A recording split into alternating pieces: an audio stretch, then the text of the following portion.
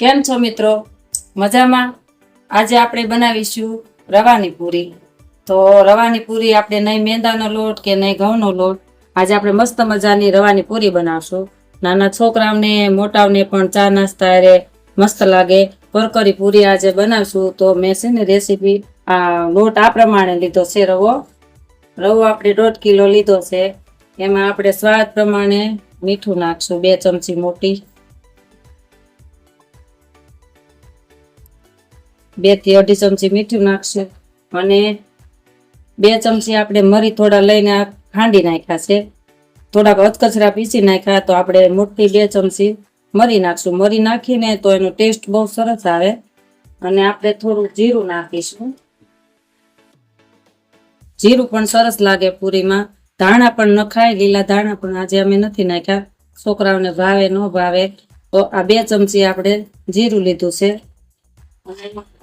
આપણે 100 ગ્રામ જેટલું મોયણ લીધું છે. તો આપણે એટલું મોયણ નાખીશું. મુઠ્ઠી પડતું આપણે જોઈએ કેટલું જોઈએ. 100 ગ્રામ આપણે મોયણ લીધું છે. તો હવે આપણે એને મિક્સ કરી નાખશું.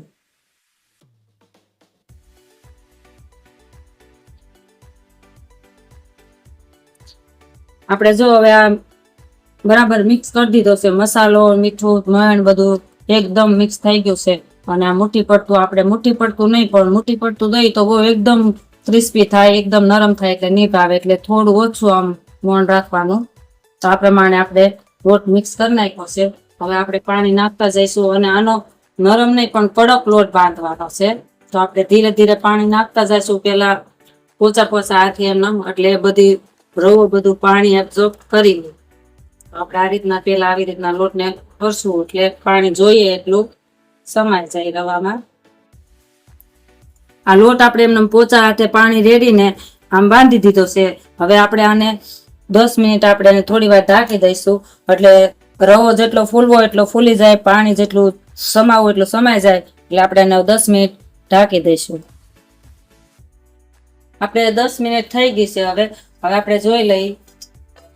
આપણો લોટ હવે સેટ થઈ ગયો છે. તો હવે આપણે એને મસળી લઈશું. અને બહુ મસળવાનો નથી, આમ જ તે થોડો મિક્સ કરી દેવાનો.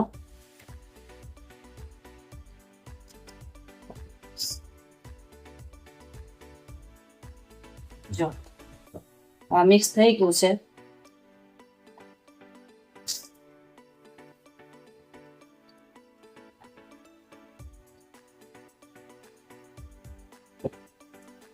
હવે આપણે એને નાના નાના લુવા પાડીશું.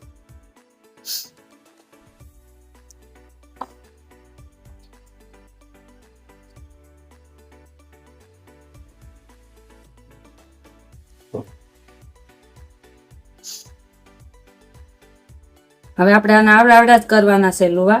પછી આવી રીતના દબાવી અને જાડી એકદમ બહુ પતલી ને આને થોડી જાડી રાખી ને આવડી પૂરી વણી આપણે હવે મૂકતા જઈશું.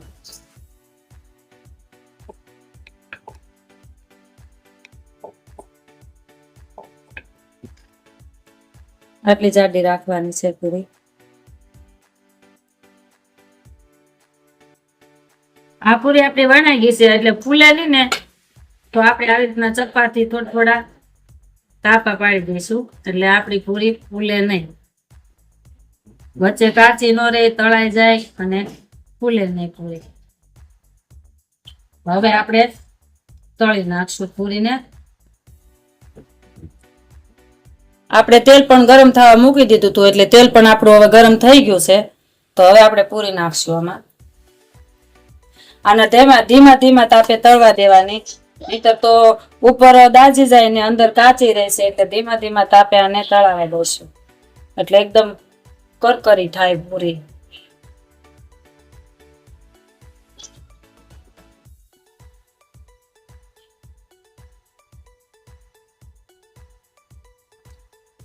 ધીમા તાપે તળશું અને થોડી વાર આને હલાવતા રહેશું એટલે બંને બાજુથી સરખી તળાઈ જાય. એક બાજુ તળાવા દઈશું તો એક બાજુ લાલ થઈ જશે, એક બાજુ વ્હાઈટ રહેશે. એટલે આમ હલાવ્યા કરશું એટલે આપણી પૂરી એક સરખી તળાઈ જાય. હવે આપણો સરસ આ ગોલ્ડન કલર આવી ગયો છે જો પૂરીમાં. હવે આપણે આને કાઢી લઈશું.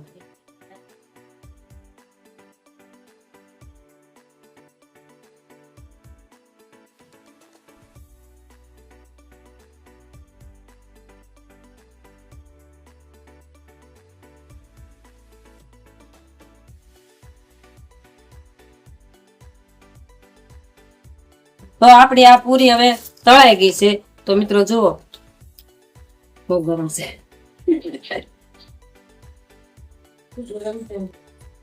જો આ પૂરી મેંદો આપણે ખાઈ તો નડે. આ રવાની પૂરી તમે ક્યાંક બહાર ગયા હો તો તમને નાસ્તામાં સરસ કામ લાગે. આપણે 1 મહિનો સુધી સ્ટોર કરી શકો છો. આ બગડતી નથી અને સવારે ચા અને આ પૂરી ખાવાની મજા આવે, છોકરાઓને પણ મજા આવે. તો આપણે આ પૂરી તૈયાર છે.